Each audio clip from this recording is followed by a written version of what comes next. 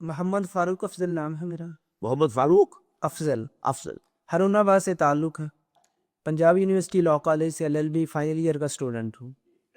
سر میرا کویسچن یہ ہے کہ یہ بات کی جاتی ہے، بلکہ حقیقت بھی یہ ہے کہ موجودہ جو فتنے برپا ہے قتل و غارت، اور اس نظام کا ایک ہی حل ہے کہ نظام خلافت کو برپا کیا جائے. تو اس پہ سیکولرزم ٹائپ ذہن رکھنے والے لوگوں کے یہ کویسچن بھی ہوتے ہیں کہ کیا اس وقت قتل و غارت نہیں ہوتی تھی، کیا فتنے نہیں تھے؟ تو وہ بھی ہسٹری کے اندر موجود ہے کہ وہاں بھی ایسا ہوتا رہا. اور یہ کہ اسلامی انقلاب برپا کرنے کے لیے ضروری ہے کہ ایک بہت بڑی تعداد موجود ہو، اور کیا آپ سمجھتے ہیں کہ اس کے لیے ڈفرینٹ اسکول آف تھاٹ سے تعلق رکھنے والے علماء اکٹھے ہو کے یکجان ہو کر محنت کر سکتے ہیں؟ اگر کر سکتے ہیں تو کس طرح اور کب تک کس طریقے سے ہو سکتا ہے؟ اور آخری بات جو کسی حد تک پرسنل بھی ہے. آپ کی چیزیں جمع نہ کر دیجیے، یہ آپ دا لائف فائدہ اٹھا رہے ہیں. یہ تھوڑی زیادہ اہم ہے، کافی عرصے سے میں انتظار میں رہا، کیونکہ being a student of law ابھی لاسٹ ایئر ہے. تو کیا پریکٹس کو آپ کس نظر سے دیکھتے ہیں؟ کیا یہ حلال روزی میں کس طرح شامل ہو سکتی ہے، یا ڈفرینٹ سروسز فار اس سسٹم کے لیے آپ اس کو حلال سمجھتے ہیں، یا اس میں آپ کا کیا پارٹ ہوگا؟ یہ پہلا سوال. جی، پہلی بات یہ تھی کہ دور خلافت کے اندر بھی یہ فتنے برپا رہے ہیں اور قتل و غارت بھی ہوتی رہی ہے مسلمانوں کے درمیان بھی. پہلی بات تو سمجھ لیجیے کہ دور خلافت میں اس طرح کے عمومی فتنے کبھی نہیں ہوئے. ایک خاص موقع پر ایک بہت بڑا فتنہ ہوا ہے، اس میں قتل و غارت ہوئی، اس میں کوئی شک نہیں. اور وہ جو تھا یہودی سازش عبداللہ ابن سبا، جس نے آ کر کے عربوں کے اندر جو ہے وہ فساد اور فتنہ پیدا کیا. لیکن یہ کہ یہ 2-1 سال کا معاملہ ہے، کل 2-3 سال کا. لیکن اس سے پہلے خلافت کا پورا معاملہ جو ہے، حضرت ابو بکر کا دور خلافت، حضرت عمر کا، حضرت عثمان کا بھی اکثر حصہ جو ہے وہ اس طرح کے فتنوں سے خالی ہے. البتہ یہ ضرور ہے کہ بعد میں ہوا ہے، وہ ماننا پڑے گا ہمیں. لیکن یہ ہم نے کبھی بھی گارنٹی نہیں دی کہ اگر خلافت قائم ہوگی تو جو ہے یہ تمام چیزیں ایک دم ختم ہو جائیں گی. ان چیزوں کے ختم ہونے میں بھی وقت لگتا ہے، اور یہ کہ بہرحال اس کے اندر ایک محنت کرنی پڑتی ہے. اس محنت سے محض خلافت کے اعلان سے یہ چیزیں ختم ہو جانے والے نہیں ہیں، بلکہ اس کے لیے ذہنوں کی تربیت، ان کے لیے ان کی سوچ کو بدلنا، ان کی پرائیورٹیز کو بدلنا عوام کی، یہ اس میں داخل ہوگی. نمبر 2 بات آپ نے مجھے یاد کہی تھی کہ کیا اتنے آدمی کہاں سے آئیں گے. دیکھیے پہلی بات تو یہ ہے کہ اپنے ذہن سے اس خیال کو نکال لیجئے کہ علماء متفق ہو سکیں گے. علماء اختلاف کے اتنے خوگر ہو گئے ہیں اور اتنے اس کے اندر گہرے اتر چکے ہیں کہ ان کا جمع ہونا ممکن نہیں. ایک حنفی عالم جو ہے وہ کسی مسئلے میں بھی حنفی مسلک سے ہٹ کر کوئی بات کرنا یا سننا گوارا نہیں کرتا.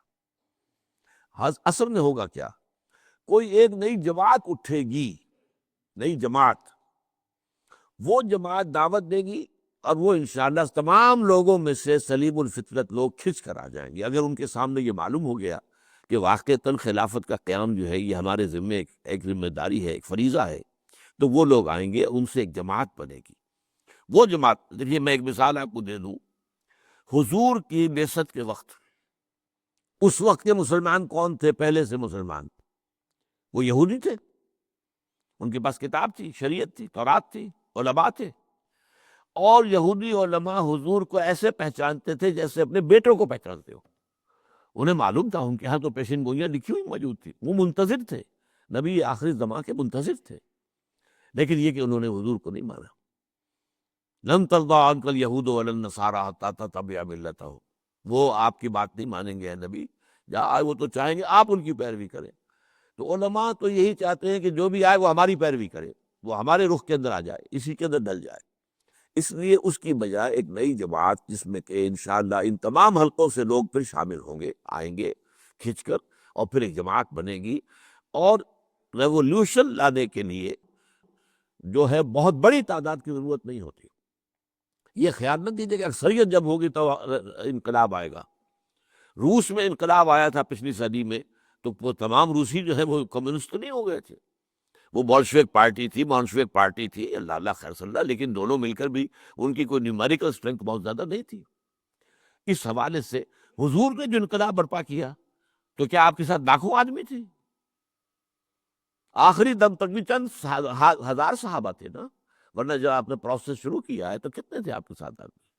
لیکن اصل میں ہوتا کیا ہے کہ وہ لوگ اپنی جو ہے ڈیپتھ آف کمٹمنٹ، جتنا ان کا ارادہ پختہ ہوتا ہے اور جس طریقے سے وہ اپنی جو ہے وہ ڈیووشن اور discipline and listen and obey, اس کے ذریعے سے وہ لوگ جو ہیں وہ اس میجورٹی کے اوپر بھاری پڑ جاتے ہیں۔ آخری بات، آپ کا جو ہے پروفیشن ایز پروفیشن، وکالت میں کوئی شے حرام نہیں ہے۔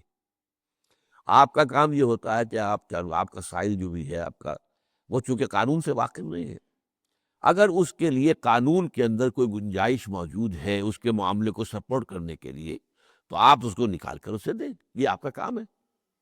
ہمارے یہ پچھلے زمانے میں یہ مفتیوں کا کام ہوتا تھا، مفتی اور ہوتے تھے، قاضی اور ہوتے تھے۔ قاضی ہے جس نے جج بن کر فیصلہ لینا ہے، لیکن مفتی جو ہے لیگل ایکسپرٹس کی حیثیت سے وہ فتویٰ دیتے تھے۔ ان کے سامنے لکھی ہوئی چیز گئی کہ فلاں معاملہ یوں ہے یوں ہے یوں ہے یوں ہے، اس کے اوپر وہ فتویٰ دے دیں گے۔ وہ یہ نہیں ہے کہ گواہ بلائے کہ اس نے فلاں شخص نے آپ کے بارے میں یہ کہی، آئیے ذرا گواہی دی، یہ کام مفتی کا نہیں ہے۔ مفتی کو تو جو چیز دے دی گئی ہے اس کے اوپر اس نے ایکسپرٹ اوپینین اپنا دے دینا ہے، بس۔ قاضی کا کام یہ ہے کہ وہ گواہی طلب کرے گا، آپ دعویٰ کر رہے ہیں تو گواہ لائیے، اور کوئی شخص جو ہے دعوے کا انکار کر رہا ہے، مدعا علیہ جو ہے وہ اگر اس کی جو ہے وہ نفی کر رہا تھا، وہ گواہ لے کے آ رہا ہے، پھر گواہوں پر جرا بھی ہو، وہ سب کچھ ہوگا۔ یہ قضا کا عمل ہے۔ تو یہ در حقیقت وکالت کا معاملہ جو ہے وہ اسی حوالے سے پھر ایک نوعیت کے اعتبار سے تو حرام نہیں ہے، البتہ اس میں بعض اوقات حرام چیزیں آپ خود شامل کر دیتے ہیں۔ مثلا جھوٹ بولنے کی ترغیب دے رہے ہیں، اپنے موکل سے کہہ رہے جھوٹ بولو، اور ورنہ تو یہ بات تمہاری نہیں بنے گی۔ اور عام طور پر آج کل کی عدالتوں میں یہ کہا جاتا ہے کہ خالص سچا کیس تو ایک بھی کامیاب نہیں ہو سکتا، ممکن ہی نہیں ہے۔ یہ ہے پھر معاشرے کی خرابی ہے کہ معاشرے کے اندر نہ سچائی ہے، نہ دیانت ہے، اور نہ کسی گواہ کے اوپر آپ اعتماد کر سکتے ہیں۔ وہ گواہ جو ہے وہ کرائے کا گواہ ہے یا کیا ہے، تو اس لیے ساری خرابی جو ہے وہ جوڈیشل سسٹم کی وہ موجود ہے۔ لیکن فی نفس سے ہی وکالت کا پیشہ